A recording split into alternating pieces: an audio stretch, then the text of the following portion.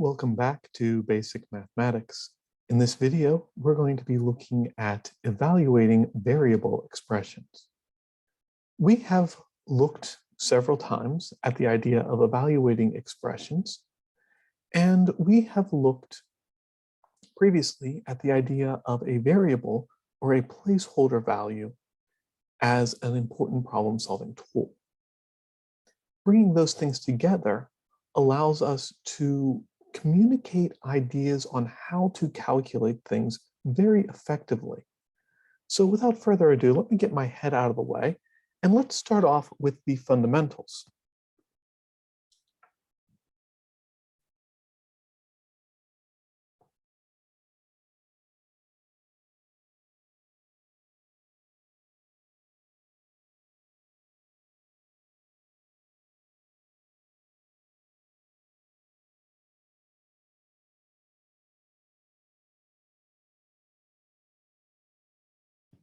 A variable is a number whose value is not known, or at the very least, not yet known.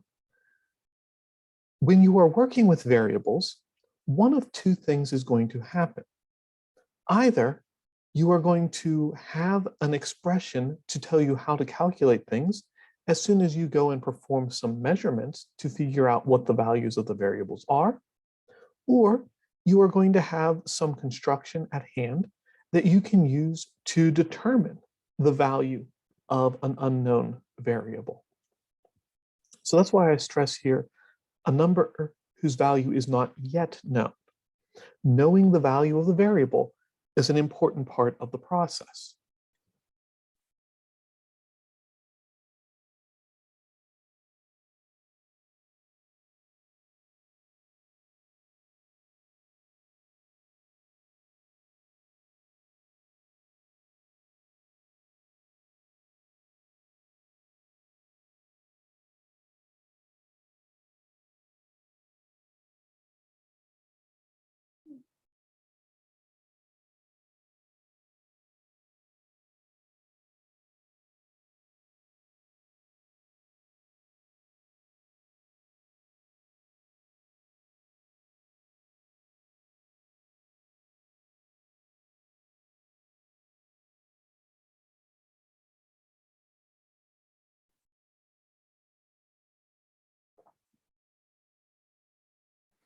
Once the values of the variables in the expression become known, we can then evaluate the expression by substituting that value in place of the variable in the expression. Once you've done that, you have a numerical expression instead of a variable expression, and we are already very familiar how to deal with that. Traditionally, in mathematics, we use the letters of the English alphabet as our representations of the variables in an expression. There's nothing specifically that requires that. And in fact, in a lot of the sciences, we kind of run out of letters to represent all of the things we care about and start borrowing other ideas, Greek letters, other symbols, anything that you can reproduce effectively, consistently, can be used as a variable. One thing that I want to point out is that it's very often important to have enough variables to talk about things in the sciences. So a capital letter and a lowercase of the same letter might mean two separate variables in a particular expression.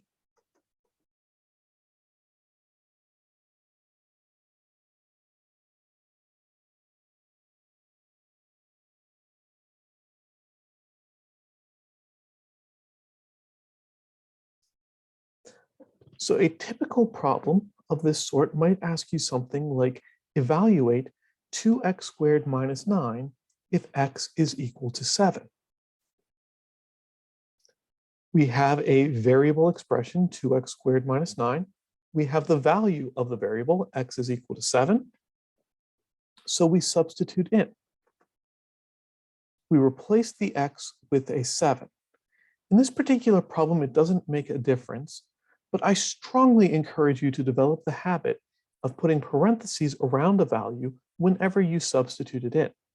As you'll see in the next example, sometimes that makes a pretty significant difference in how you approach the problem.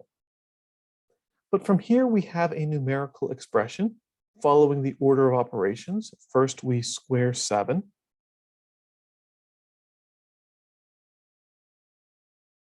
Then we multiply. 2 times 49 is 98, and 98 minus 9 is 89.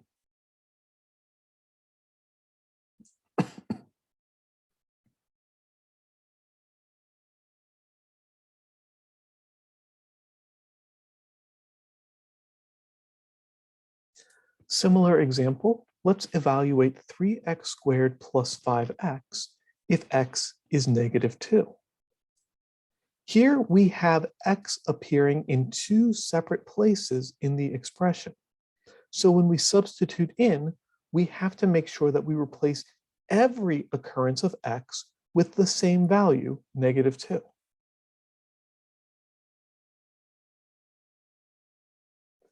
And here is a great illustration of why those parentheses are so important. First of all, we can clearly see that this is 3 times negative 2 squared and 5 times negative 2, not 3 minus 2 or 5 minus 2. On top of that, when we are squaring a negative number, whether that number is in parentheses or not completely changes how we interpret the expression. So here we want negative 2 squared, negative 2 times negative 2, which is positive 4. 3 times 4 is 12. 5 times negative 2 is negative 10. And 12 plus negative 10 is 2. Let's take a look at one more.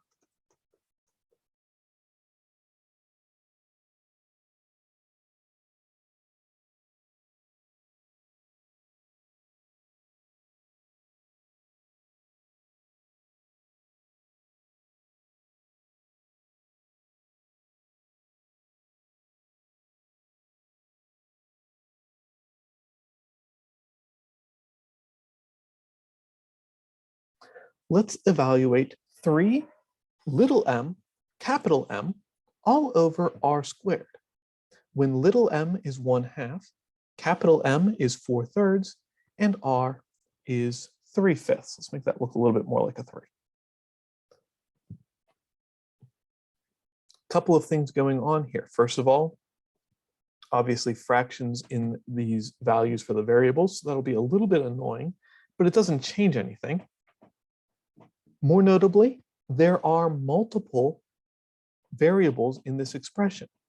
So when you are substituting in values for variables, it's important to make sure you get the right one in the right place.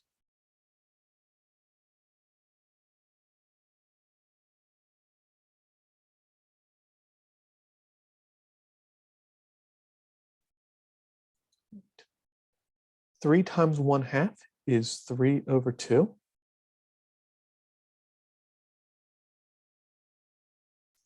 3/2 times 4/3. Crossing out the 3's, we have 4/2, which is simply 2. And then I turn my attention to the denominator. 3/5 squared is 3 squared over 5 squared. 9/25. And then fraction bars mean division, so 2 over 9/25 is 2 divided by 9/25.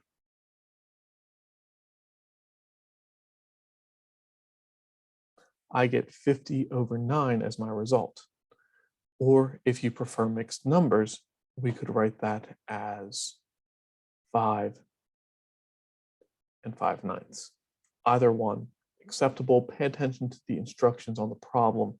Generally speaking, if it doesn't mention anything, leave your answer as an improper fraction. It's a little bit easier. If the situation calls for it, instructions will explicitly tell you to give your answer as a mixed number. Sometimes you'll see instructions that explicitly ask you to give your answer as an improper fraction.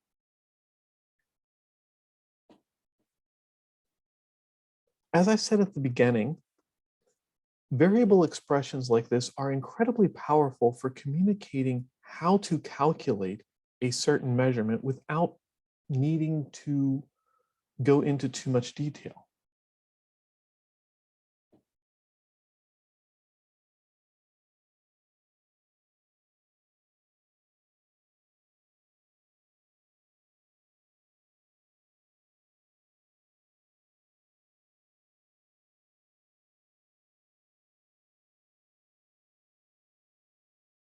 We call such a thing a formula. The volume of a cylinder can be calculated by the formula pi r squared h, where pi is approximately 3.14, r is the radius of the opening of the cylinder,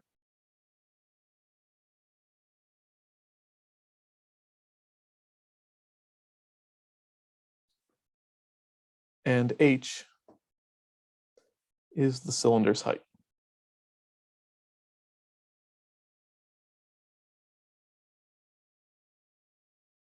So with just that information, we can calculate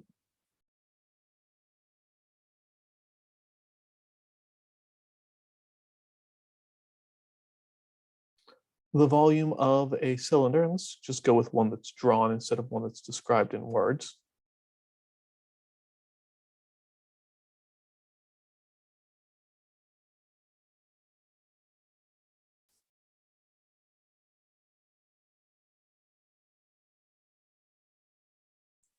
All right, so here I have a cylinder, and the measurement across the bottom like this is going to be 7.5 inches. And the measurement on the side like this is going to be 6.7 inches. In order to use this formula, we need to know the height of the cylinder, which is exactly this measurement right here. So h is 6.7. We also need to know the radius of the opening, the distance from the center to the edge. And we don't have that given, but we do have the distance all the way across on the bottom. So that would be the diameter of the opening. So 7.5 divided by 2, which is 3.75.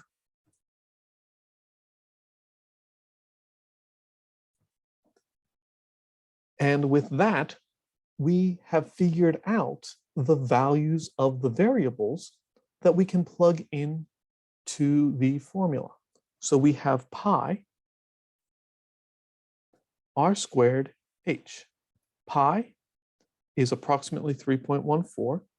R is 3.75. Square that, and then h is 6.7. Right, going through the calculations, we need 3.75 squared, so that's 3.75 times 3.75. Go off to the side of the page, work through the calculation here.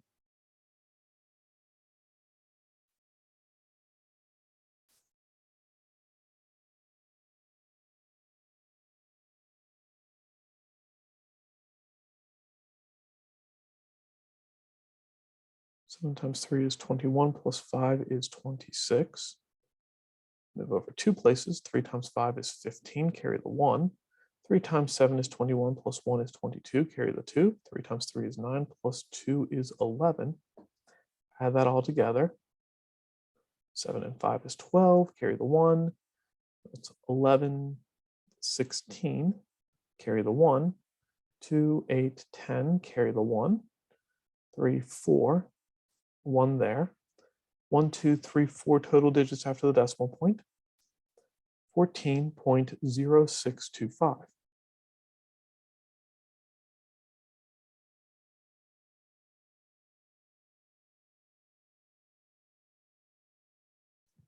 And then keep going.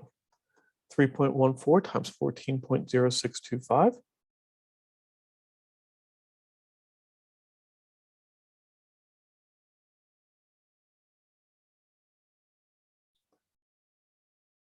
I'm regretting that this problem didn't give us instructions on rounding, so we could round this number before continuing.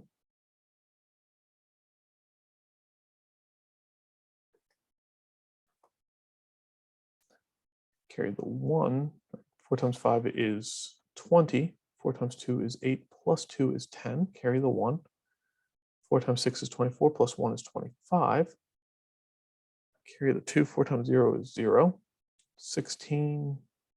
4 and 1 is 5.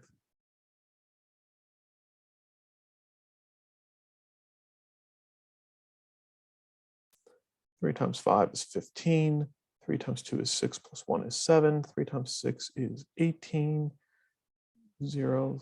So carry the 1, that's 1. 3 times 4 is 12. 3 plus 1 is 4 there.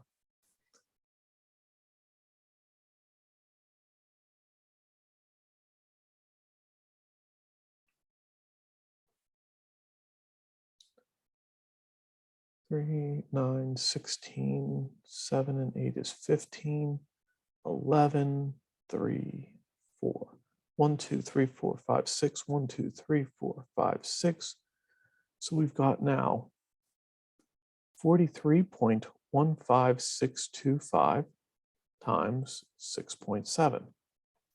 One more time.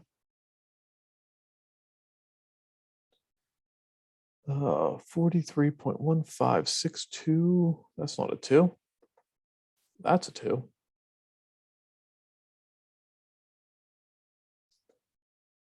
Seven times 5 is 35. 7 times 2 is 14, plus 3 is 17. 7 times 6 is 42, plus 1 is 43. 7 times 5 is 35, plus 4 is 39. 7 times 1 is 7, plus 3 is 10. 7 times 3 is 21, plus 1 is 22. 7 times 4 is 28, plus 2 is 30.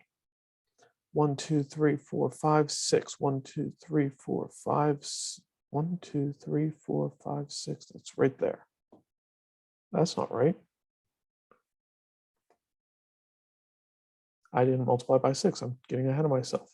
Move over a space. 6 times 5 is 30. 6 times 2 is 12, plus 3 is 15. 6 times 6 is 36, plus 1 is 37. 6 times 5 is 30, plus 3 is 33. 6, 9, 18, 24 plus 1 is 25. Now when we add all this together, it will actually make sense.